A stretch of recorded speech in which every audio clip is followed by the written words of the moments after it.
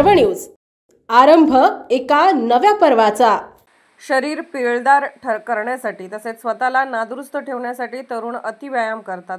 प्रमाणाबाहेर वजनही उचलतात। निरोगी शरीरासाठी व्यायाम करायलाच हवा, परंतु तो सुरुवातीच्या टप्प्यातच अतिप्रमाणात किंवा तज्ञांच्या मार्गदर्शनाशिवाय केला तर त्यामुळे हार्निया होण्याचा धोका वाढत आहे।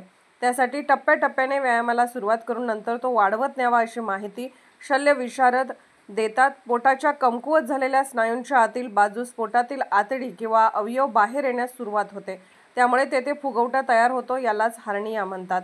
याची कारणे अनेक आहेत, खास करून ओझे उचलणारे, उपजतच पोटाचे स्नायू कमकुवत असल्यास, त्याचबरोबर मलावरोध, महिलांमध्ये सिझेरियन, प्रसूतीच्या टाक्यांची जागा आदी कारणांमुळे तो होतो। त्यापैकी एक महत्त्वाचे कारण म्हणजे ते अतिव्यायाम, कारण सध्याच्या फिटनेस ट्रेंडच्या युगात अनेक जण पोटावरील वाढलेली चरबी कमी करण्यासाठी अतिव्यायाम करताना दिसून येत आहेत।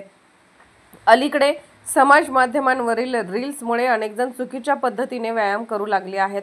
अतिव्यायामामुळे पोटातील अंतर्गत अवयवांवर दबाव पडतो, त्यामुळे पोटाचे स्नायू पातळ होऊन हार्नियासारख्या गंभीर आजाराला अनेक जण निमंत्रण देत आहेत, असा इशारा तज्ज्ञांनी दिला आहे।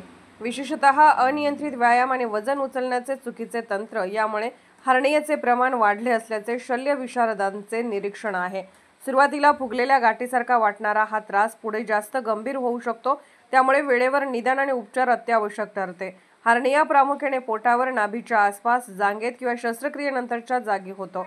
ती जागा शस्त्रक्रियेद्वारे आतून विशिष्ट जाळी टाकून बुजवली जाते। पुणे शहरातील आणि जिल्ह्यातील महत्त्वाच्या आणि ताज्या बातम्या पाहण्यासाठी आजच आमच्या आरंभ पर्व न्यूज चॅनलला YouTube वर सबस्क्राइब करा आणि बेल आयकॉन प्रेस करा।